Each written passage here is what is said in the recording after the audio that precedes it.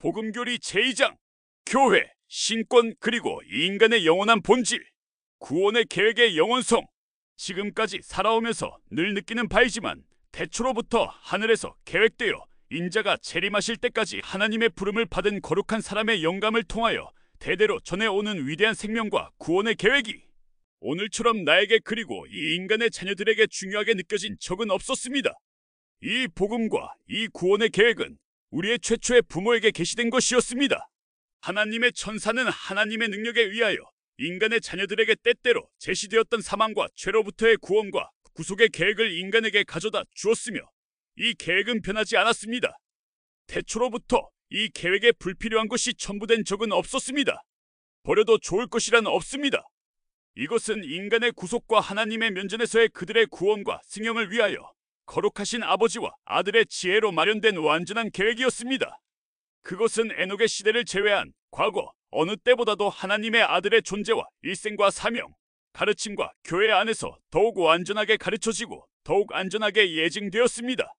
그러나 모든 시대를 통하여 똑같은 복음, 똑같은 생명과 구원의 계획, 똑같은 의식, 그리스도와 함께 장사되고 세상의 죄와 인간의 구속을 위하여 바쳐진 그리스도의 위대한 희생을 기억함으로써 천지 창조의 때로부터 계속되어 왔습니다. 대회 보고 1913년 10월 2페이지. 복음의 원리는 영원함. 하나님을 믿는 신앙은 살인하지 말지니라, 도적질하지 말지니라, 간음하지 말지니라와 같이 변경될 수 없는 원리입니다.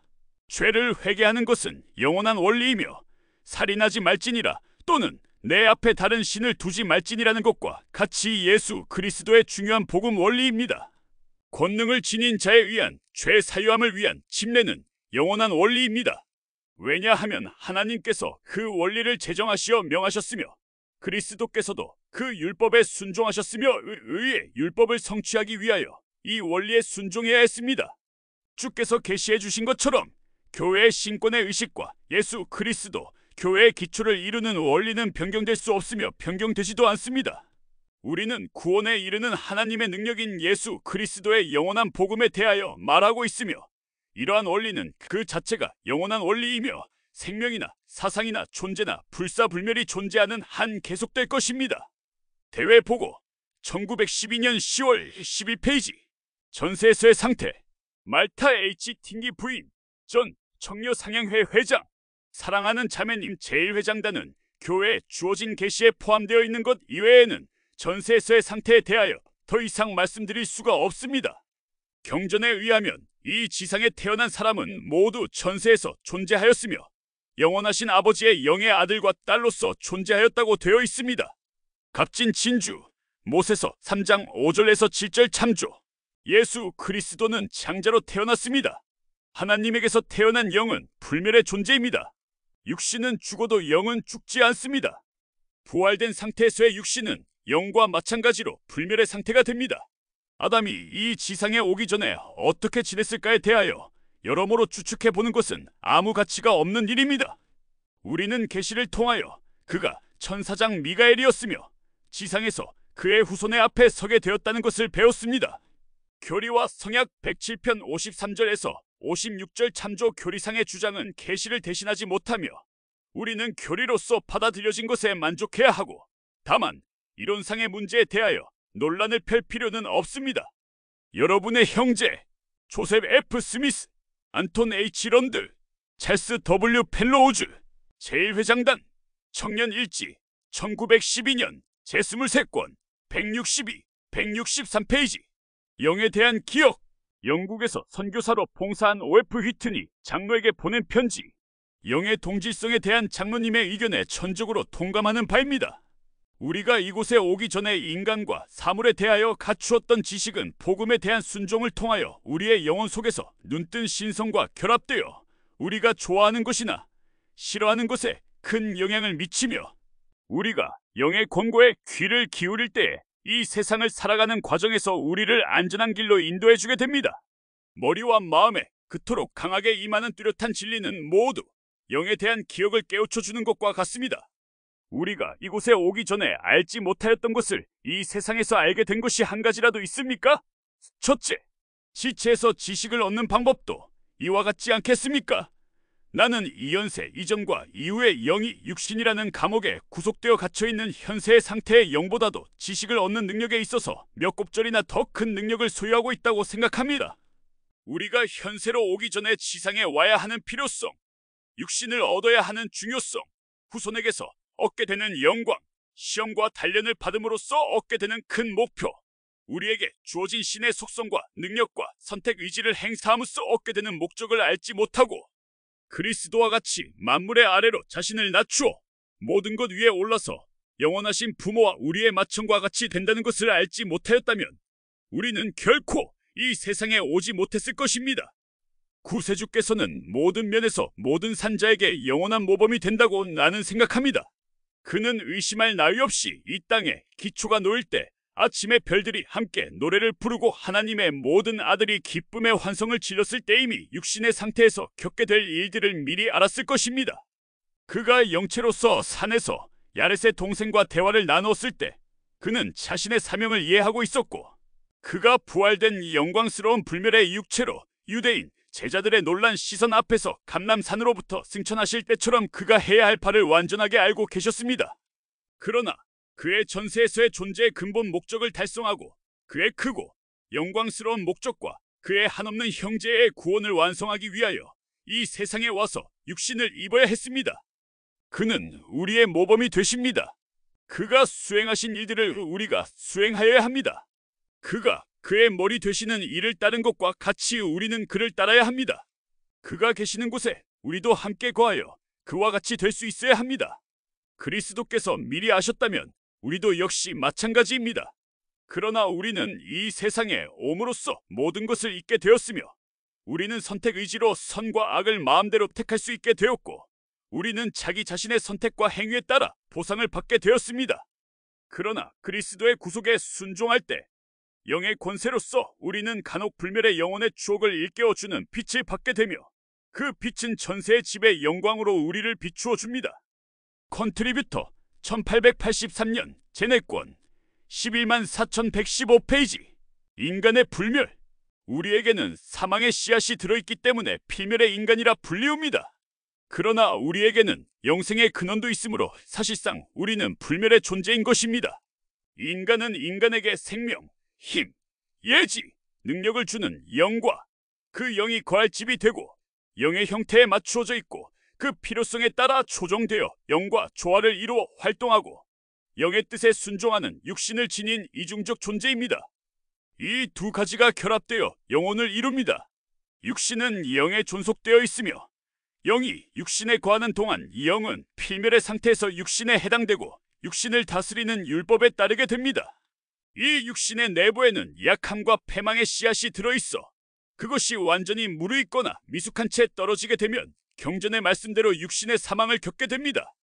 영은 또한 경전과 하나님으로부터 받은 계시에 나타나 있는 말로 영적인 사망을 겪게 됩니다. 그것은 우리의 최초의 부모가 불순종과 범법으로 인하여 사탄의 꾀임에 빠져서 주님의 면전으로부터 쫓겨남을 당하여 영적으로 죽었던 것과 같은 사망입니다. 주님은 이것을 다음과 같이 말씀하셨습니다. 이것이 첫 번 사망이라. 마지막 사망도 이와 같이 영적 사망이니 내가 너희 저주받은 자여 떠나가라 할 때 악인들에게 선포될 죽음이니라. 그리고 주님은 덧붙여서 다음과 같이 말씀하셨습니다. 그러나 보라, 내가 너희에게 이르노니 나 주 하나님은 나의 독생자의 이름을 믿는 신앙을 통한 회개와 구속을 전파하기 위하여 천사를 보낼 때까지는 아담과 그 후손이 육체적 사망으로 죽지 않게 하리라. 이같이 나 주 하나님은 인간에게 시험받는 날을 청하여 믿는 자는 누구나 다 육체적 사망으로 말미암아 불멸의 몸으로 부활하여 영생을 얻게 하였느니라. 믿지 아니하는 자는 영원한 정죄를 받으리니 이는 저들이 회개하지 아니하므로 영적 타락을 속죄받을 수 없음이라. 자연적인 사망, 곧 육체의 사망과 첫째 사망, 곧 영적 사망으로부터 구속이 있으니 이는 거룩한 천사들에 의하여 선포된 복음 의식에 순종하고 회개하며 하나님의 독생자의 이름을 믿음으로써 구속받게 됩니다. 사람이 믿는다면 또한 그는 순종할 것이기 때문입니다. 그러나 둘째 사망 곧 영적 사망인 첫째 사망과 똑같은 사망으로부터는 또한 인간이 신앙과 순종을 통하여 구속될 수 있는 사망, 또한 하나님께서 너희 저주받은 자들아 떠나라, 고 말씀하실 때 악한 자들에게 또다시 선포된 사망으로부터는 구속이 없으니 지금까지 이 문제에 대하여 밝혀진 바가 그러합니다. 교리와 성약 29편 41절에서 44절 참조. 나를 받아들이고 회개하는 자에게는 모든 죄와 신성모독죄가 용서될 것이나 성신을 거스르는 죄는 용서받지 못한다 고 기록되어 있습니다. 사람이 회개하지 않고 그리스도의 복음의식을 통하여 그리스도께로 나아오지 않으면 그들은 영적인 타락으로부터 구속받을 수 없으며 영원히 사탄의 종이 되어 영적인 암흑 또는 사망에 빠져 그들의 후손까지도 그리로 빠지게 되어 하나님의 율법을 순종하고 독생자의 이름을 믿는 신앙이 없이는 누구도 그 속에서 구원받을 수 없습니다. 그러나 하나님 아버지께서 자비로운 복음을 마련해 주셔서 모든 인류는 현세와 영원한 세계에서 이 영적 사망으로부터 구원받을 수 있는 기회를 갖게 된 것을 하나님께 감사드립니다. 인간은 첫째 사망으로부터 풀려나지 않는 한 둘째 사망의 노예가 될 수밖에 없으며 그들이 회개하지 않으면 영적 타락으로부터 구속받을 수 없고 계속 첫 번째 영적 사망인 사탄의 뜻에 따르게 되니 이는 그들이 회개하지 않고 그리스도와 그의 복음을 부인하는 한 언제나 그와 같이 될 것입니다. 그러나 복음을 믿고 자기의 죄를 회개하며 복음에 순종하여 성약을 맺고 성신의 은사와 계시로서 진리를 알고 신권의 열쇠를 받은 후에 그 빛과 지식에서 완전히 돌아서는 사람은 어떻게 되겠습니까? 그들은 그들 스스로에게 율법이 될 것이며 죄와 함께 거할 것이니 이 성약을 받은 후에 그 성약을 깨뜨리고 그 성약으로부터 완전히 돌아서는 자들은 이 세상에서나 다음에 올 세상에서 용서받지 못할 것입니다. 주께서 나의 능력을 알고 있고 그 능력을 받아들인 자였으나 악마의 권세에 져서 진리를 부인하며 하나님의 능력을 배척하게 된 모든 자에 대하여 이같이 말씀하시느니라. 이러한 자들은 멸망의 자식이요 차라리 태어나지 아니하였다면 나을 뻔하였다고 내가 말한 자들이니라. 이는 저들이 분노를 담을 그릇이요 하나님의 진노를 받아 마귀와 그 사자들과 영원히 함께 할 운명에 놓인 자들인 영고라. 저들에 관하여 나는 이 세상에서나 장차 다가올 세상에서도 용서를 받지 못하리라 말하였나니 성령을 받은 뒤에 부인하며 십자가에 못 박아 저로 부끄러움을 당하게 하였으니 교리와 성약 76편 31절에서 35절. 이러한 부류의 사람들과 단순히 육신으로 있을 때 회개하지 않고 복음을 받아들이지 않은 사람과의 사이에는 차이가 있습니다. 후자에 대하여는 저들이 어린 양의 영광과 승리를 통하여 죽은 자의 부활로 불려 나오게 될 것이며 주의 진노를 받아 고통을 겪은 뒤에 주께서 정하신 때에 구속받게 될 것이라고 기록되어 있습니다. 그러나 다른 부류의 사람들에 대하여 저들은 둘째 사망의 권세를 입을 자들이므로 저들이 구속함을 입지 못하리라 고 기록되어 있습니다. 다른 부류의 사람들은 첫째 사망으로부터 결코 구속받지 못하여 둘째 사망에 이를 수 없으니 다시 말해서 회개를 통하여 구속될 수 있음을 소망하지 못하여 영원히 하나님의 진노를 겪을 수 없고 그들이 회개할 때까지 첫째 사망을 계속 겪어야 합니다. 그들은 구원의 복음과 구속의 권능을 통하여 구속되며 그렇게 함으로써 그들이 하나님의 자비, 공의 그리고 영원한 능력을 통하여 그들이 받을 수 있고 얻을 수 있는 축복과 열쇠를 소유하게 됩니다. 그렇지 않으면 영원히 하나님의 면전과 왕국과 영광으로부터 추방당하여 영적인 암흑과 속박에 매여 있게 될 것입니다. 육체적인 사망과 영적인 사망은 별개의 것입니다. 육신은 그것을 구성하고 있는 요소가 파괴될 수 없는 영원한 본질을 지니고 있다고는 해도 하나의 유기체로 볼 때 해체되고 끝이 난다고 볼 수 있지만 영적인 유기체는 영원하고 불멸하는 존재로서 영원한 행복과 충만한 기쁨을 누릴 수도 있고 하나님의 진노와 정죄를 영원히 받을 수도 있다는 것을 분명하게 알 수 있습니다. 아담은 영적으로는 죽었으나 회개를 통하여 속죄의 권능으로서 그 같은 영적 사망으로부터 풀려날 때까지 그것을 견디며 살았습니다. 둘째 사망이 임하게 될 자들은 구속을 바라지 못하고 그것을 겪고 견디면서 살게 될 것입니다. 육체의 사망 또는 자연적인 사망은 모든 사람들이 겪게 되는 일시적인 상황이며 모든 사람은 그리스도의 대속을 통하여 하나님의 능력으로서 이 사망으로부터 회복 또는 부활될 것입니다. 인간은 이 세상에 나오기 전부터 존재하였고 이 세상을 떠난 후에도 계속 존재하게 될 것이며 헤아릴 수 없이 길고 긴 영원한 세계에서 살게 될 것입니다. 존재는 세 가지로 분류됩니다. 다시 말해서 인간은 이 지상 생활의 이전과 이후에 각기 다른 세 가지 상태에서 존재합니다. 첫째는 영적 또는 전세에서의 상태이고, 둘째는 육체와 영이 분리된 다음부터 부활이 이르게 될 때까지의 상태인 육체가 없는 상태, 그리고 셋째는 부활된 상태입니다. 예를 들면 그리스도께서는 그가 육신의 몸으로 다스리기 위하여 세상에 오시기 약 2000년 전에 야렛의 동생에게 친히 나타나셔서 이렇게 말씀하셨습니다. 보라, 내가 지금 보는 바 나의 몸은 영체라. 내가 나의 영체의 형상대로 이 인간을 지었고, 이제 내가 내 앞에 영으로 나타내어 보인 것 같이 나의 백성들에게 육신으로 나타내어 보이리라. 그는 또한 이같이 말씀하셨습니다. 보라, 나는 세상의 기초가 놓이던 때로부터 나의 백성들을 구속하기 위하여 예비된 자라. 보라, 나는 예수 그리스도라. 이더서 3장 14절 16절. 예수께서는 그가 전에 육신으로 오셨을 때 니파이인에게 친히 보이신 형상을 이 사람에게는 영으로 보이셨습니다. 나는 이것을 모든 영들의 전형적인 첫째 상태라고 생각합니다. 또한 이 같은 기록이 있습니다. 그리스도께서도 한 번 죄를 위하여 죽으사 의인으로서 불의한 자를 대신하셨으니 이는 우리를 하나님 앞으로 인도하려 하심이라. 육체로는 죽임을 당하시고 영으로는 살리심을 받으셨으니 저가 또한 영으로 옥에 있는 영들에게 전파하시니라.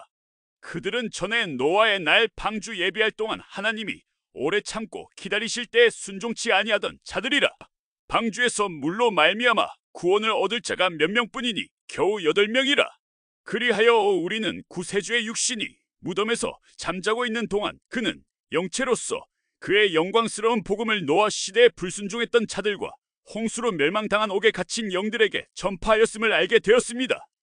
이것이 사망 속에서 잠자고 있는 육신의 부활을 기다리고 있는 영의 둘째 상태입니다. 예수께서는 다음과 같이 말씀하셨습니다. 이를 기이히 여기지 말라. 무덤 속에 있는 자가 다 구주의 음성을 들을 때가 오나니 선한 일을 행한 자는 생명의 부활로, 악한 일을 행한 자는 심판의 부활로 나오리라.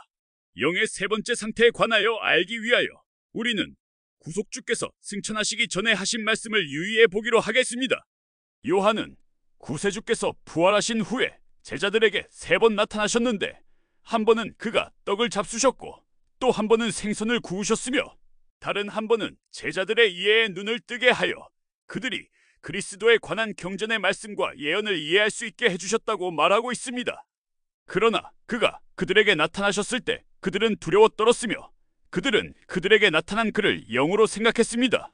예수께서 가라사대 어찌하여 두려워하며 어찌하여 마음에 의심이 일어나느냐.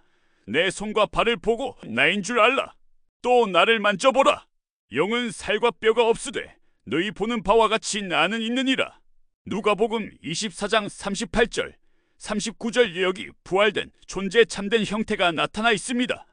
부활된 자들은 모두 이와 같으니 경전의 다음과 같이 기록된 것으로 보아 그러한 사람이 많이 있음을 알 수 있습니다. 무덤들이 열리며 잘 자던 성도의 몸이 많이 일어나되 예수의 부활 후에 저희가 무덤에서 나와서 거룩한 성에 들어가 많은 사람에게 보이니라. 이들은 그리스도와 함께 하나님과 그리스도의 왕국의 백성으로 살기 위하여 첫째 부활에 나오기에 합당한 자들로 헤아림을 받은 자들로서 의로운 자들의 낙원에 거하는 자들입니다. 이들은 하늘에서의 인간의 세 가지 상태 또는 지체를 이루고 있습니다. 그러나 육체를 갖지 않은 영들이 모두 똑같은 특권과 승용과 영광의 기회를 누리는 것은 아닙니다. 악하고 불순종하며 믿지 않는 영들은 의롭고 선한 영들이 누리는 특권과 기쁨과 영광을 받지 못합니다. 성도들의 육신은 첫째 부활에 나오게 될 것이며 믿지 아니하는 자들의 육신은 둘째 부활 또는 마지막 부활에 참여하게 됩니다. 다시 말해서 성도들은 첫 번째로 일어나게 되고 성도가 아닌 자들은 하나님의 지혜와 공의와 자비에 의하여 후에 일어나게 될 것입니다.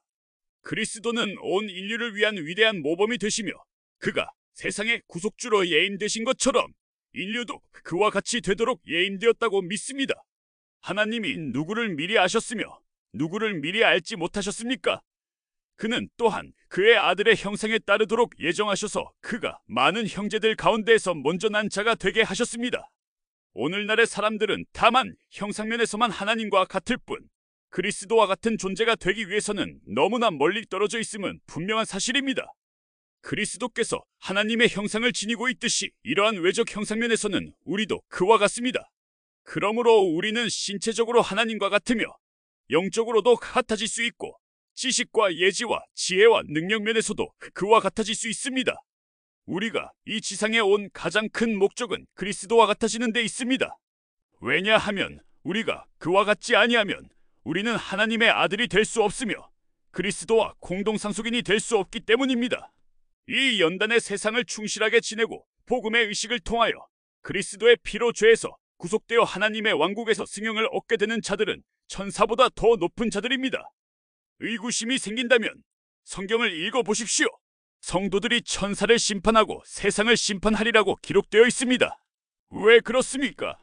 왜냐하면 부활된 의로운 사람은 전세의 영이나 육체와 분리된 영보다 더 향상하였으며 그리스도와 마찬가지로 영과 육을 지니고 사망과 무덤을 이겨 승리를 얻고 죄와 사탄을 이겨내는 능력을 지니고 일어섰기 때문입니다. 사실 천사의 경지를 넘어서 하나님의 경지에 이르는 것입니다. 그는 천사가 소유하지 못하는 권세와 통치와 영광의 열쇠를 소유하고 있으니 천사라도 같은 시련을 겪고 똑같이 충실함을 증명해 보임으로써 똑같은 방법으로 그러한 것을 얻지 못하면 결코 소유할 수 없습니다. 이것은 이 지상의 기초가 놓이기 전 아침에 별들이 함께 노래를 불렀을 때 이미 성임된 것이었습니다. 전세의 상태의 인간은 완전하지 못하고 육체가 분리된 영의 상태도 역시 완전하지 못합니다. 하나님의 지체인 부활하신 구속주의 지체가 아니고서는 완전한 지체가 없습니다. 누구든지 하나님과 같이 되지 않고서는 완전해질 수 없습니다. 그들은 무엇과 같겠습니까? 그리스도가 무엇과 같은지를 내가 보였으니 그는 그의 아버지와 같습니다. 그러나 나는 이 점에 대하여 이 백성에게 확실히 권위 있는 말씀을 드리겠습니다. 아버지는 인간이 가진 것과 같이 만져볼 수 있는 살과 뼈의 몸을 가지셨나니 아들도 그러하니라. 그러나 성령은 살과 뼈의 몸이 없으시고 다만 영적 존재시니라. 만일 그렇지 아니하면 성령이 우리 가운데 거하실 수 없으리라. 교리와 성약 130편 22절 이 문제에 대하여 의심할 여지가 없도록 충분하게 증명해주는 성구는 많으나 일일이 인용할 시간이 충분하지 못합니다. 기독교 세계에서는 많은 사람들이 구주께서 십자가에 달려 돌아가셨을 때 그의 사명은 끝났다고 믿고 있으며 그가 십자가에 달려 마지막으로 다 이루었도다 라고 하신 말씀이 이 사실을 증명하는 것으로 자주 인용되고 있습니다. 그러나 이것은 잘못된 것입니다. 그리스도는 그의 육체가 죽은 자 가운데서 일어나셨을 때까지 이 지상에서의 사명을 다 마친 것이 아니었습니다. 그가 죽음으로써 그의 사명이 완성된 것이었다면 그의 제자들은 어부와 목수 등등의 일을 계속하였을 것이었습니다. 왜냐하면 그들은 그들의 거룩한 부름의 능력을 알지 못하고 주께서 그들에게 부과하신 사명을 이해하지 못하였다면 주님이 십자가에 달려 돌아가시자 곧 그들도 과거의 직업으로 되돌아갔을 것이기 때문입니다. 또한 그들은 저가 죽은 자 가운데서 다시 살아나시리라는 성경의 말씀을 이해하지 못하였으므로 주님의 이름이 그의 육체와 함께 무덤에 묻혔을 것으로 생각하였을 것입니다. 그러나 그의 사명 중 가장 영광스러운 부분은 그의 육신이 십자가에 달려 돌아가신 후에 성취되어야 했습니다. 안식 후 첫날의 제자들은 주님의 시신을 안장시키기 위하여 주님의 무덤으로 갔는데 그곳에서 그들은 흰 옷을 입은 두 사람을 만났는데 그들이 이렇게 말하였습니다. 어찌하여 산자를 죽은 자 가운데서 찾느냐? 여기 계시지 않고 살아나셨느니라. 갈릴리에 계실 때 너희에게 어떻게 말씀하신 것을 기억하라. 이르시기를 인자가 죄인의 손에 넘기어 십자가에 못 박히고 제3일에 다시 살아나야 하리라 하셨느니라. 그때까지 제자들은 구세주의 이 말씀을 기억하지 않았고 그 말씀의 의미를 이해하려 하지도 않았습니다. 왜 그들은 구세주의 지상에서의 사명에 대하여 구세주께서 가르치신 것을 그처럼 잊고 소홀히 여겼을까? 그것은 그들이 한 가지 중요한 자질을 갖추지 못하였으니 하늘의 능력을 입지 못하였기 때문입니다. 그들은 아직 성신의 은사를 받지 못하였습니다. 그리스도의 사명이 그의 사망으로 완성되었다면 그들은 결코 이 중요하고 필수적인 엔다우먼트를 받지 못하였을 것입니다. 이 문제에 관하여 충분히 생각하지 않은 사람들에게는 그리스도의 제자들이 예수의 부활이 이르기까지 성신의 은사를 받지 못하였다는 것이 이상하게 생각될 수도 있습니다. 그러나 구세주께서는 이같이 말씀하신 적이 있습니다. 시몬아, 내게 복이 있도다. 이를 내게 알려준 것은 곤륙이 아니요 하늘에 계신 내 아버지시니라. 예수께서 그들과 함께 계실 때 그는 그들의 빛이요 그들의 영감이 되셨습니다. 그들은 그를 직접 모시고 따랐으며 그의 면전에서 위엄 있는 권능을 느꼈으나 이러한 것이 사라지자 그들은 천재의 원래의 직업으로 또는 집으로 돌아가면서 다음과 같이 말하였습니다. 우리는 이스라엘을 구원해야 할 자가 그임을 믿었으나 제사장들과 통치자들은 그를 십자가에 달려 죽게 하였느니라. 예수께서 그러한 그들에게 선지자들의 한 말을 믿기를 더디하는 너희 어리석은 자들아라고 말씀하신 것은 조금도 놀라운 일이 아닙니다. 제자들이 이때에 성신의 은사 또는 높은 곳으로부터의 권능을 부여받았다면 결과적으로 충분히 증명되었듯이 그 과정은 전혀 달라졌을 것입니다. 수제자였던 베드로가 성신의 은사를 받고 그것의 능력과 간증을 그가 주님을 저주하고 부인한 무서운 밤이 오기 전에 받았다면 그 결과는 엄청나게 달라졌을 것입니다. 왜냐하면 그는 빛과 지식을 거스른 것이며 성신을 거스른 죄를 범하여 용서받을 수 없었을 것이기 때문입니다. 그러므로 그가 회개의 눈물을 흘린 후에 용서를 받았다는 사실은 그가 성신의 증거를 받지 않았음을 증명하는 것입니다. 그리스도의 다른 제자들 또는 사도들도 정확하게 똑같은 상태에 있었으며 예수께서 이처럼 측량할 수 없는 큰 은사를 그들에게 부여했던 것은 예수께서 무덤에서 나온 날 저녁까지 이루어지지 않았습니다. 요한은 이 중요한 사건에 대하여 다음과 같이 결론지었습니다. 예수께서 또 가라사대 너희에게 평강이 있을지어다. 아버지께서 나를 보내신 것 같이 나도 너희를 보내노라. 이 말씀을 하시고 저희를 향하사 숨을 내쉬며 가라사대 성신을 받으라. 너희가 네 죄든지 사하면 사하여질 것이요 네 죄든지 그대로 두면 그대로 있으리라. 이것은 그들에게 영광스럽게 위임된 것이었습니다. 그들은 이제 영의 증거, 예수 그리스도에 대한 간증까지도 받을 수 있는 준비가 되었습니다.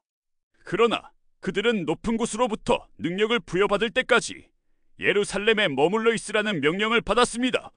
예수께서는 그가 가버리지 않는다면 보혜사 곧 성신을 보내지 않을 것이나 그가 가버리면 보혜사를 보낼 것이니 성신이 그리스도와 아버지를 증거하겠고 그가 명하고 가르친 모든 것을 기억하게 해줄 것이며 그들을 진리로 인도해 줄 것이라고 말씀하셨습니다.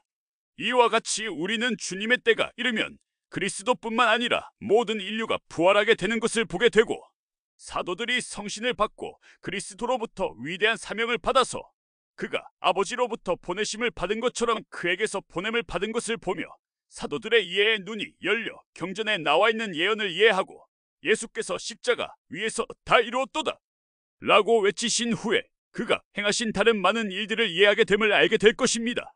더욱이 예수의 사명은 그가 멸망의 자식들을 제외한 모든 인류를 구속하게 될 때까지 완성되지 않을 것이며 이 땅과 주민이 구속되고 성별되며 영광스러운 상태로 아버지께 바쳐질 수 있을 때까지 완성되지 않을 것입니다. 지상의 사물들은 악으로 변질되지 않는 한 하늘의 모습을 그대로 지니고 있습니다. 이 땅이 창조주의 손으로 빚어져 좋았더라 는 감탄사가 나왔을 때 하늘은 이 아름다운 지구의 표본이 되었습니다. 설교집 제23권 1883, 169에서 175페이지. 인간은 영원히 책임을 집. 인간은 이 현세에서 각자 행한 행위에 대하여 다음에 올 세상에서 책임을 지게 되며 우리의 영의 아버지시요 우리의 주님이신 재판장 앞에서 그가 이 현세에서 맡았던 청지기의 직분에 대하여 설명해야 할 책임을 지게 됩니다. 이것은 하나님의 계획이며 그의 위대한 목적의 일부입니다. 우리가 이 현세에 온 것은 수개월 또는 수개 년만을 살기 위한 것이 아니고 먹고 마시고 자고 그리고 죽어 멸망되기 위하여 온 것도 아닙니다. 전능하신 주님은 인간을 이처럼 더덥고 무익하며 불완전한 존재가 되도록 계획하지 않으셨습니다. 나는 수많은 별들과 혹성과 우리가 살고 있는 이 지구를 만드신 창조주가 그 영광에 있어서 다른 많은 창조된 것에 비교해서 보잘것없게 생각하는 사람들에게 연민의 정을 느끼지 않을 수 없습니다. 그처럼 크신 능력과 위엄과 예지, 빛, 그리고 지식을 소유하고 있는 분이 이와 같은 세상을 창조하고 그 세상 위의 형상은 자신과 같으나 다만 짧고 비참한 존재로 생존하다가 죽어 없어질 인간을 창조하셨겠을까? 그럴 리가 없습니다. 이 세상에는 사망이란 없고 다만 생명만 있을 뿐입니다. 하나님은 산자의 하나님일 뿐 죽은 자의 하나님이 아닙니다. 하나님은 아브라함, 이삭, 야곱의 하나님이시며 고대 선지자들의 하나님이십니다. 그들은 살아있습니다.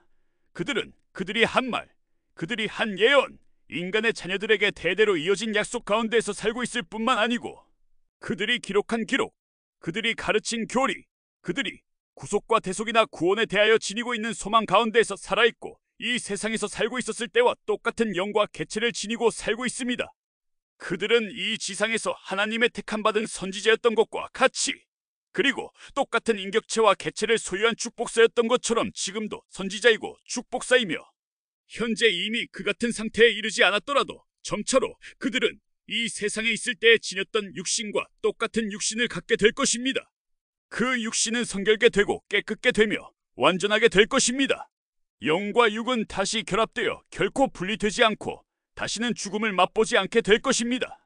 이것은 하나님의 율법이요 약속이며 고대 선지자들에게 전하신 말씀이 여러 세대를 통하여 우리에게 전해진 강령입니다. 임프루브먼트 1화 1918년 2월호 제21권 357페이지 우리의 개체는 파괴될 수 없는 불멸의 것임. 선지자 조셉 스미스를 통하여 이 말일에 밝혀진 것들을 알고 그러한 것을 충실하게 지킨다는 것은 참으로 영광스러운 일입니다. 이것은 고대 구세주께서 친히 밝혀주신 것이며 그는 조셉 스미스를 통하여 특별히 이 말일에 강조되고 새롭게 된 이 영광스러운 원리를 몸소 실현하셨으니 그것은 우리의 파괴될 수 없는 불멸의 개체를 말하는 것입니다. 그리스도는 우리에게 모범을 보여주셨습니다.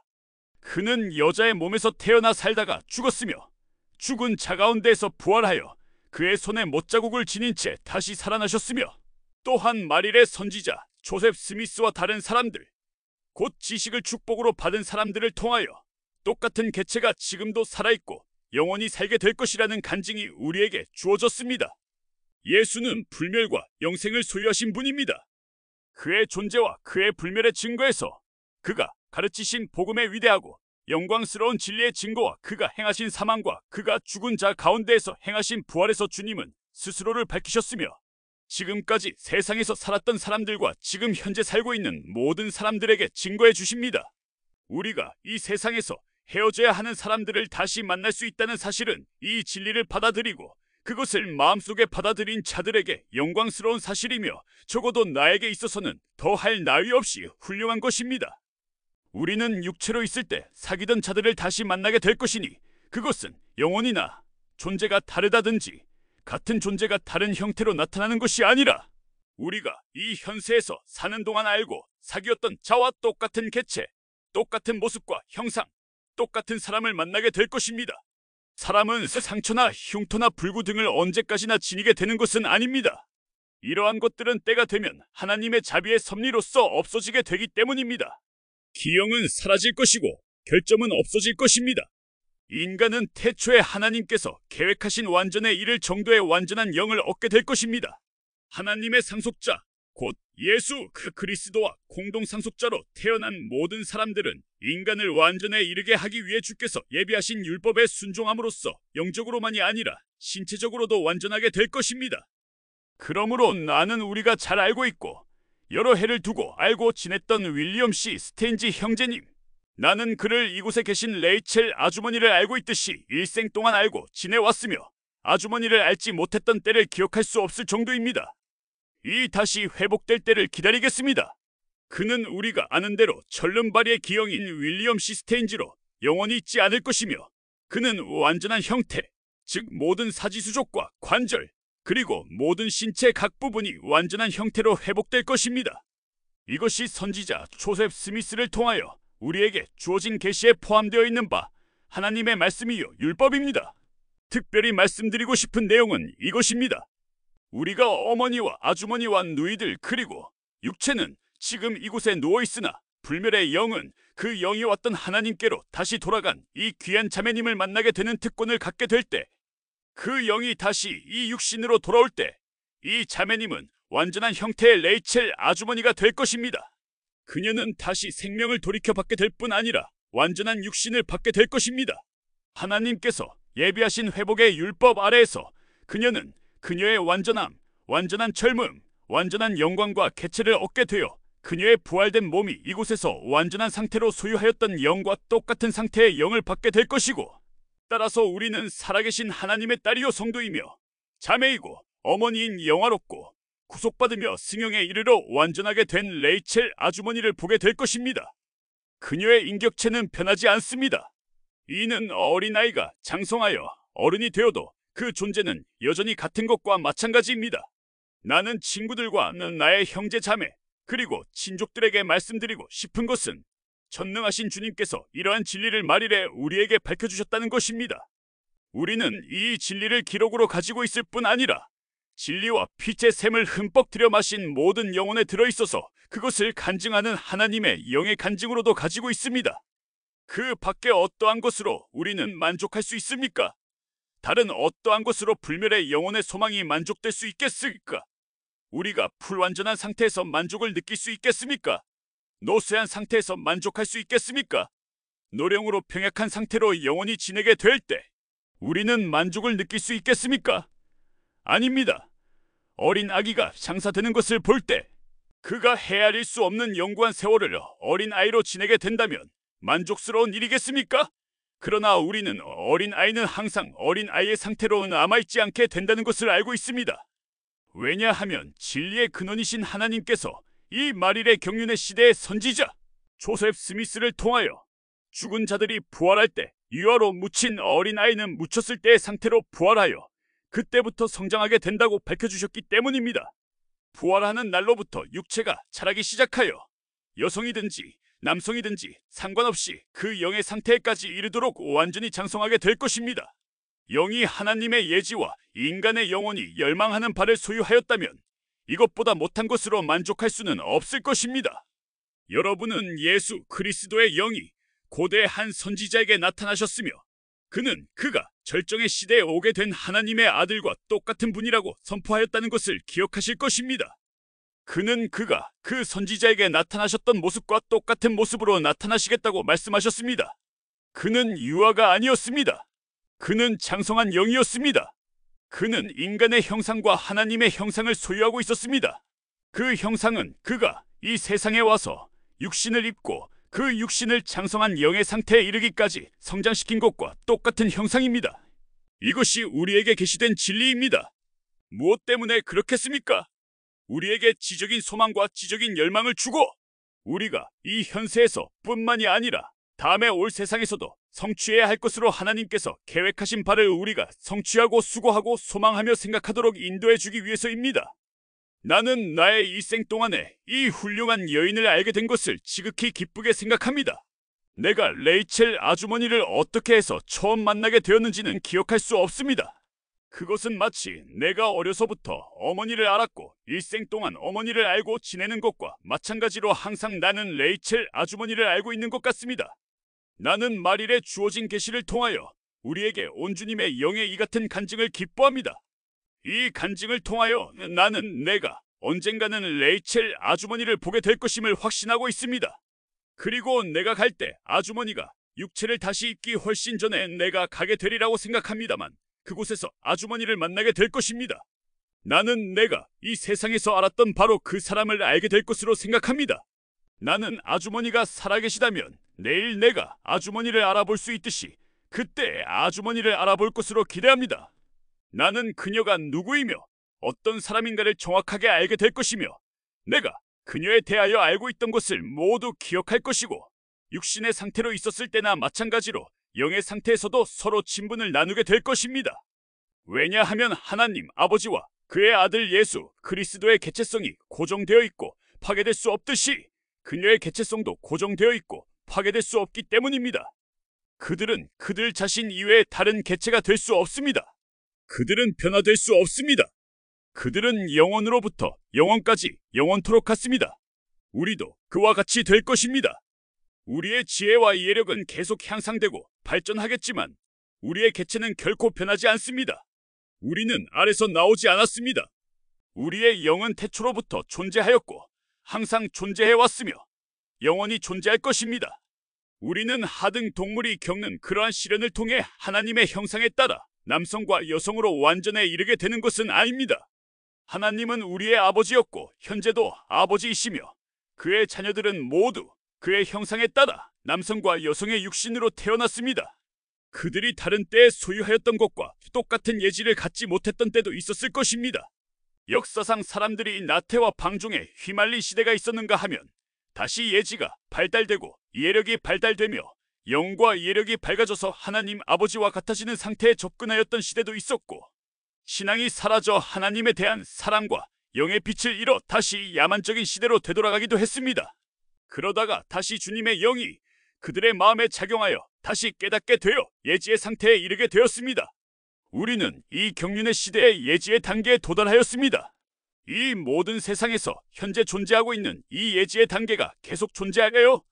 그렇습니다. 조금도 변함없으시고 돌아서시지 않는 빛의 아버지께서 비추어 주시는 빛 가운데에 거한다면 세상은 계속 존재하게 될 것입니다. 그러나 그들이 하나님을 부인하고 진리를 부인하여 위로부터 떠나고 사악하게 되어 하나님의 율법을 범하게 된다면 그 결과는 어떻게 되겠습니까? 그들은 퇴보할 것입니다. 그들은 회개하지 않는 한 다시 철저하게 방종에 빠져 퇴보하게 될 것입니다. 또한 하나님의 빛에 대하여 마음과 눈과 귀를 완전히 가리고 그것을 받아들이지 않은 자들을 제외하고는 하나님의 능력은 그들에게 다시 회복될 것이며 그들은 결코 희미해지는 일이 없는 빛으로 다시금 들리워질 것입니다. 나는 설교를 길게 드릴 생각은 없었습니다. 나는 이처럼 고귀하고 훌륭한 어머니와 관계를 맺고 친할 수 있었던 것을 감사드립니다. 내가 어머니처럼 충실하게 생활할 수만 있다면 앞으로 오게 되는 영원한 세계를 통하여 그녀와 친분을 갖게 될 것으로 기대합니다. 나는 그렇게 되기를 원하지만 그것만이 전부는 아닙니다. 나는 하나님의 도움을 받아 어머니가 충실하게 생활했던 것과 같이 충실하게 생활하여 결국은 선지자 조셉 스미스와 어머니가 육신 생활에서 함께 한 남편과 자손들과 함께 세세 영원토록 함께 살 곳에서 거하기에 합당하게 될 것입니다. 나는 하나님과 그리스도가 계시고 그들의 이름을 믿는 자들이 거하며 그의 사업을 받아들이고 그의 율법대로 생활하는 자들이 거하게 되는 의인을 위하여 예비된 집에서 그들과 함께 생활할 수 있게 되기를 기대합니다. 내가 모든 사랑하는 영혼을 그에게로 데리고 오기 위해 주께서 쓰시는 도구가 될 수 있다면 얼마나 좋겠습니까? 내가 사랑하는 영혼들 중에 아직도 부족한 영혼이 있기 때문입니다. 할 수만 있다면 나는 주께서 쓰시는 도구가 되어 이들 사랑하는 영혼들에게 진리를 알 수 있도록 인도하며 그들이 현세와 영원한 세계에서 영광과 혜택과 축복을 받게 할 수 있다면 얼마나 좋겠습니까? 나는 어려서부터 항상 시온산 위의 구원자, 모든 사람들 가운데서의 구원자가 되기를 원하였습니다. 나는 마음속에 그러한 소망을 지니고 있습니다. 나는 이 사업을 그다지 성공적으로 수행하였다고 자신있게 말씀드릴 수는 없습니다만 항상 그러한 소망을 지녀왔으며 지금도 세상 끝까지 이 진리를 전파하는 데 도움이 되는 도구가 되고자 하는 소망은 조금도 변함이 없습니다. 나는 이 진리가 진실하다는 것을 압니다. 이 진리는 나의 판단력과 나의 소망과 내 영혼의 열망을 온통 사로잡고 있습니다. 나는 나의 기록을 원하고 주께서 나에게 주신 바를 원하며 지금도 원하며 영원히 원합니다. 나는 그들과 영원히 함께 있기를 원합니다. 나는 그들의 개체성이 변화되는 것을 원하지 않습니다. 나는 그들이 다른 어떤 사람이 되기를 원하지 않습니다. 심지어 소위 기독교인이라는 사람들 가운데에서도 이론의 바탕을 찾을 수 있는 견신론은 이 말일의 가장 큰 궤변입니다. 교양 있는 지적인 인간이 개나 황소나 고양이가 되고 다른 형태 또는 다른 종류의 존재가 된다는 것은 생각할 수도 없을 정도로 불쾌한 일입니다. 이 사상은 하나님이 태초로부터 항상 같으시고 변함없으시며 그의 자녀들도 변할 수 없다는 태초로부터 계시된 하나님의 위대한 진리에 완전히 위배되는 이론입니다. 그들은 나쁜 상태에서 좋은 상태로, 악에서 선으로, 불의에서 의로, 인간적인 상태에서 불멸의 상태로, 사망에서 영원한 생명으로 변화될 수 있습니다. 그들은 하나님께서 진보하신 형태로 진보할 수 있습니다. 그들은 향상하고 성장해 나가겠지만 그들의 개체성은 세상이 끝날지라도 결코 변경될 수 없습니다. 하나님께서 이 원리를 선포하셨으며 나는 이 원리들이 진실하다는 것을 압니다. 그러한 것은 예지를 지닌 인간의 영혼과 정신의 진실성을 주장하고 있습니다. 그것은 주께서 우리의 마음과 영혼에 심어 우리가 원하고 우리에게 주게 하려는 것을 받아들이고 구체화합니다. 그들은 우리가 가장 원하고 가장 사랑하며 우리의 행복과 승용에 가장 필요하고 필수적인 것을 받을 수 있는 길에 서게 해줍니다. 그것은 하나님의 것들을 가져다가 우리에게 주며 우리에게 미래와 승용과 영원한 행복을 위하여 세상의 모든 영혼이 바라는 상을 받을 수 있게 준비시켜줍니다. 순결을 원하지 않는 자는 참으로 악한 자들 뿐입니다. 그들은 청결과 진리를 사랑하지 않습니다. 이 인간의 영혼 속에서 청결하고 순결하며 훌륭하고 참되며 하나님다운 것을 모두 잃어버릴 정도로 철저하게 비하되는 것이 과연 가능한 일인지 모르겠습니다. 나는 아무리 악한 사람일지라도 적어도 간혹 하나님의 모든 자녀들에게 심겨진 신성의 불꽃이 그 마음속에 번쩍일 때가 있으리라고 믿습니다. 인간이 극도로 부패하게 되면 선으로 인도하려 애쓰고 선을 사랑하고자 애쓰는 거룩한 영감을 조금도 받지 못하게 되겠지만, 그러나 선하고 순수한 것을 보고서도 그것을 조금도 인식하거나 원하지 않는 인간이 이 세상에 있으리라고는 믿지 않습니다. 이 인간이 극도로 타락하여 선하고 순수한 것을 바라는 욕망을 완전히 상실하게 될 수 있다고 믿기는 어려운 일입니다. 그러나 많은 사람들이 스스로 악하게 행동하여 그들에게는 기회가 없다는 결론을 내리게 됩니다. 생명이 있는 곳에는 소망이 있고, 회개를 하면 용서의 기회가 따르며, 용서를 해주면 성장과 발전의 기회가 따르게 되어 우리를 구원하여 승용에 이르러 하나님 아버지의 면전에 들어가도록 준비시켜주는 이러한 원리를 완전히 알 수 있게 합니다. 하나님 아버지는 곧 우리의 영의 아버지이시며 그의 독생자 예수 그리스도의 육의 아버지이십니다. 필멸의 육신의 불사불멸을 입으시고 하나님과 인간 사이를 연결시켜주신 예수 그리스도는 죽음의 선고가 내려진 인간으로 하여금 그의 율법에 순종함으로써 영생을 얻게 해주었습니다. 그러므로 우리는 그리스도가 빛에 거하신 것처럼 우리도 진리를 구하고 빛 가운데에서 행하여 그리스도와 함께 또는 서로 친분을 나누어 그의 피로 우리의 모든 죄가 씻길 수 있게 하여야 합니다. 주님께서 히버 형제를 위로해 주시기 바라며 또 능히 그러하리라는 것을 알고 있습니다. 히버 형제는 이곳에서 사망이 있다고 생각하지 않습니다. 애도의 눈물을 흘려야 한다고 생각하지 않습니다. 지금이라도 눈물을 흘릴 수는 있으나 그 눈물은 이 훌륭한 영혼을 슬퍼하거나 애도하여 흘리는 눈물이 될 수는 없습니다. 그것은 다만 내가 사랑하는 그녀에 대한 사랑의 표현 또는 감정을 나타낼 따름입니다. 그녀는 나를 비롯하여 그녀를 아는 모든 사람들에게 고귀하고 순수한 모범을 보였습니다. 나는 그녀가 이 세상을 사는 동안 겪은 모든 고난과 경험과 핍박으로 인하여 그녀가 사랑하게 된 모든 사람들과 다시 영의 상태로 만날 수 있으리라는 것을 알기 때문에 기쁨의 눈물이 흘러내릴 따름입니다. 지금 그녀는 그들과 더불어 사망에서부터 영생으로 태어난 것을 기뻐하고 있습니다. 그녀는 죽은 것이 아니라 살아 있습니다. 이 사실에 대하여 그녀의 생명 없는 형태를 보는 것 이외에 더 큰 증거를 원합니까? 그녀는 누구입니까? 여기 그녀의 시신이 있습니다. 이것이 그녀의 육체의 집입니다. 이것은 불멸에 살아있는 레이첼 아주머니의 살아있는 영이 들어있던 진흙에 불과합니다. 영은 떠났습니다.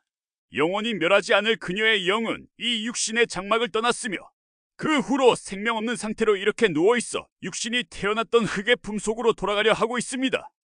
그러나 다시 모든 요소가 완전한 형태로 회복될 것이며 그때 레이첼 아주머니는 그리스도께서 나오셔서 썩을 고통을 받지 않을 그의 육체를 다시 취하셨던 것과 같이 나와 육체를 소유하게 될 것이며 불멸을 기업으로 받아 다시는 결코 분리되지 않을 것이며 영원히 그녀의 것이 될 것입니다. 임프루브먼트이라 1909년 6월호 제열 2권 591페이지 히버 제이 그랜트 회장의 모친 레이첼 그랜트 자매 장례식 말씀. 복음에는 새로운 원리가 없음. 우리는 새로운 원리를 옹호하려는 것이 아닙니다. 우리는 다만 주 예수 그리스도의 신성과 선지자 조셉 스미스 곧 그로 인하여 이 말일의 경륜의 시대의 진리가 선포된 도구로 사용된 조셉 스미스의 사명을 증거하며 생명과 구원의 복음을 전파하기 위하여 온 것입니다. 임프루브먼트 1화 1917년 12월호 제21권 98페이지 진리의 근원. 우리는 사람들이 우리 구세주이신 예수 그리스도의 교리를 불신하는 것을 자주 듣게 되는데 그것은 그가 가르친 원리, 교리, 철학이 이교도 철학가들에 의하여 그의 시대가 이르기 전에 이미 언급되었다고 말하기 때문입니다. 그리스도의 교리에서 발전된 사상은 구약, 특히 시편과 이사야의 후반부의 가르침을 근거로 하여 직접 발전된 것임을 밝히기 위하여 때때로 여러 가지 예가 인용되고 있습니다. 그러나 반면에 이러한 사상은 구세주의 손길이 닿음으로써 전보다 훨씬 풍요롭게 되었고 더욱 깊고 단단한 기반 위에 놓이게 되었습니다. 이것은 그러한 것이 인간에 의하여 언급되기 이전에 이미 주님의 것이었기 때문입니다. 예수의 가르침의 기원에 대한 성경 해설자들이 일반적으로 말하고 있는 5가지의 뚜렷한 특징적 주제에서도 우리는 그 가르침의 확대 이외에는 어떠한 새로운 원리를 발견할 수 없습니다. 그것은 대개 하나님의 아버지 되심, 하나님의 왕국, 왕국 백성과 신하, 메시아, 성신, 그리고 삼위일체 등입니다. 그러나 하나님이 아버지이시라는 개념은 이교도에게서나 이스라엘 백성에게 널리 알려져 있었습니다. 호모 시대에도 제우스 신은 여러 신들과 사람의 아버지라고 불리워졌습니다. 그러나 유대 문학과 이교도 문학에서 이 개념은 피상적인 것이며 창조자라는 것보다 더 큰 의미는 없습니다. 고대 유대 경전에서 하나님은 그의 백성 이스라엘의 아버지라고 신명기 14장 1절, 이사야 65장 16절 특별히 자주 불리워졌습니다.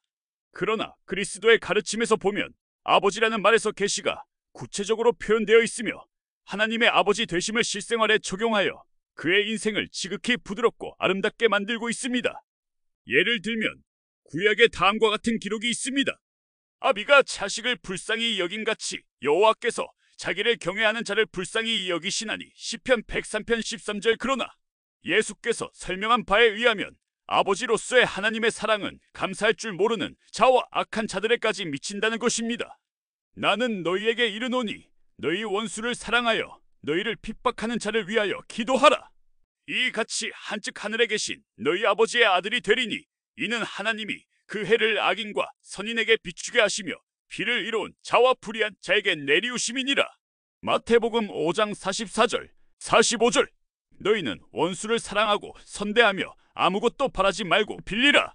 그리하면 너희 상이 클 것이요 또 지극히 높으신 이의 아들이 되리니 그는 은혜를 모르는 자와 악한 자에게도 인자로우시니라. 누가복음 6장 35절. 그리스도의 다른 교리와 마찬가지로 그러한 것은 그다지 새롭지는 않다 해도 하나님의 사랑의 개념과 그의 목적을 보다 완전하고 넓고 깊게 설명해 줍니다. 그 속에서 강제성은 찾아볼 수 없게 되었고 그 대신 겸손한 봉사, 사랑, 자기 희생이 대치되었고 하나님 앞에서 합당하게 생활하는 데서 큰 힘을 얻게 되었습니다.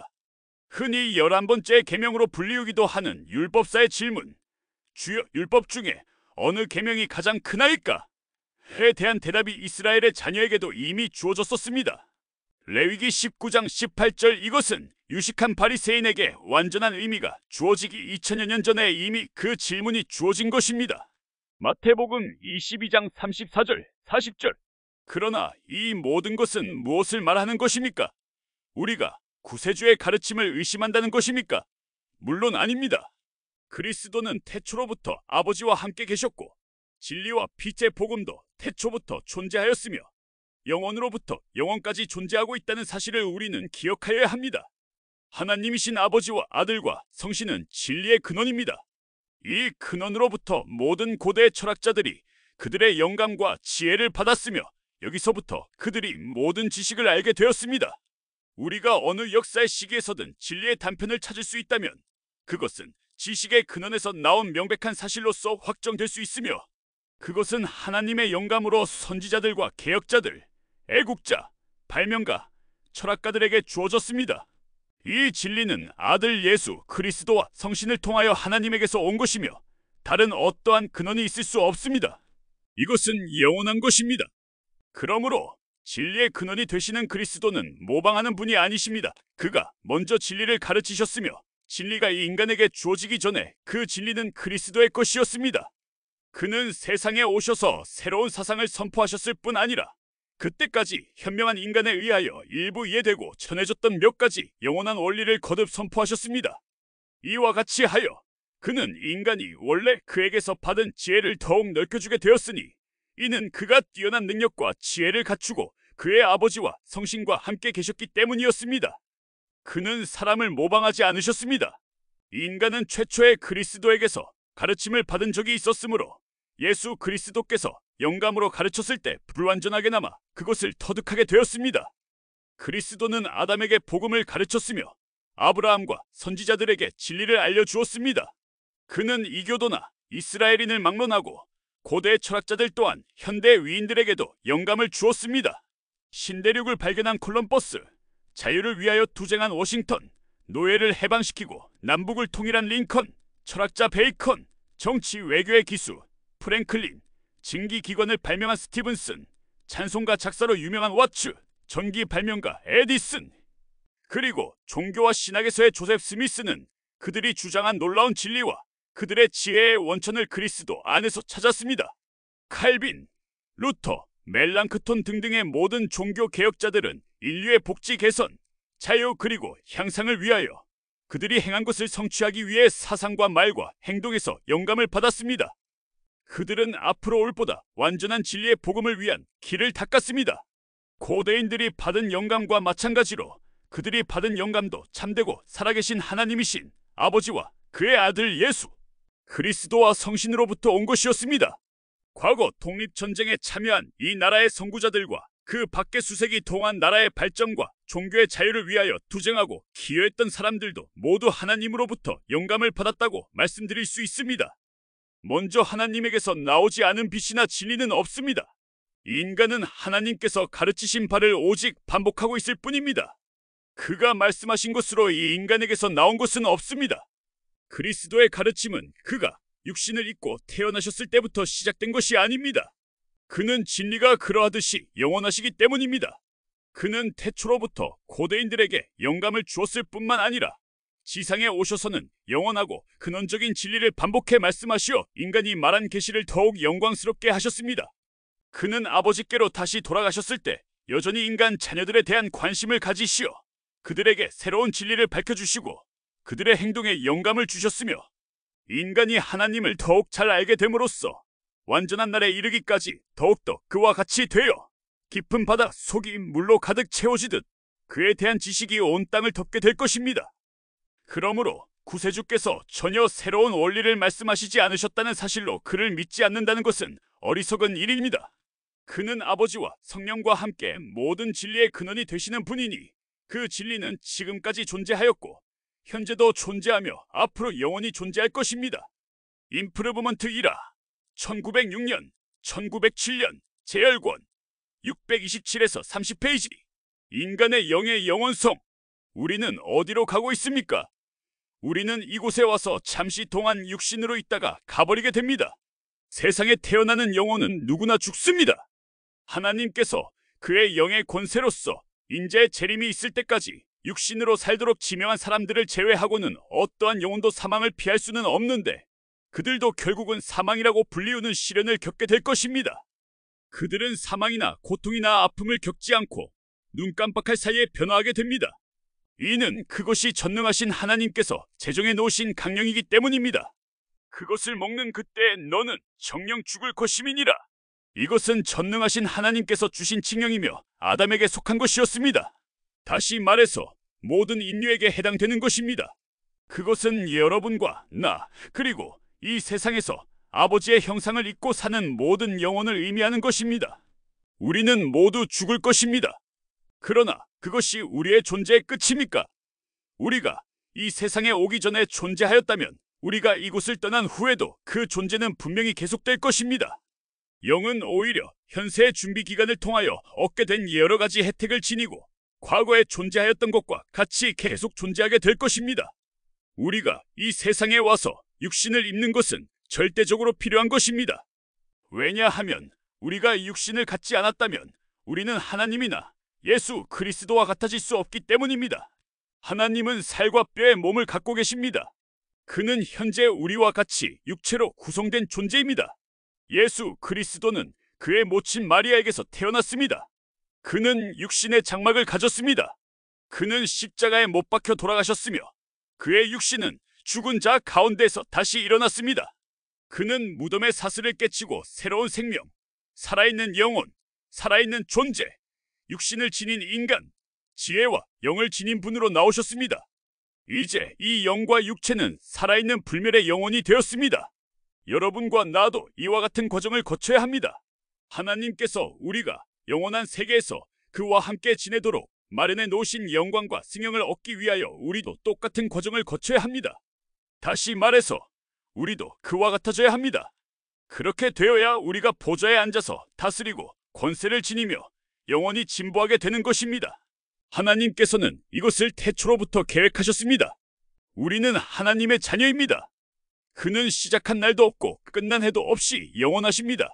그는 항상 계셨고 지금 존재하고 계시며 앞으로도 항상 계실 것입니다. 우리는 하나님 아버지께서 이와 비슷한 과정을 겪으셨을 때와 똑같은 상황과 입장에 처해 있습니다. 우리는 예수께서 하신 것과 같이 무덤에서 나와 불멸의 육신을 입도록 운명 지어져 있습니다. 다시 말해서 그와 마찬가지로 우리의 육신은 불멸을 입게 되며 영과 육이 하나로 결합되어 살아있는 존재, 분리될 수 없는 영원한 존재로 된다는 것입니다. 대절의 위클리 뉴스 제33권 130, 131페이지. 전능하신 하나님의 계획은 불변함. 전능하신 하나님의 목적은 변경되지 않고 변경될 수 없습니다. 그의 율법은 불변하고 그는 어제나 오늘이나 영원히 같으십니다. 그의 목적이 무르익어 성취될 것이며 그의 계획은 완성될 것입니다. 그러므로 우리가 그의 뜻을 행하지 않고 그의 율법에 순종하지 않으며 이 세상에서 그의 필요 요건을 수행하지 않는다면 우리는 모든 빚을 청산할 때까지 옥에 갇히게 될 것입니다. 대절의 위클리 뉴스 1875년 제24권 708페이지.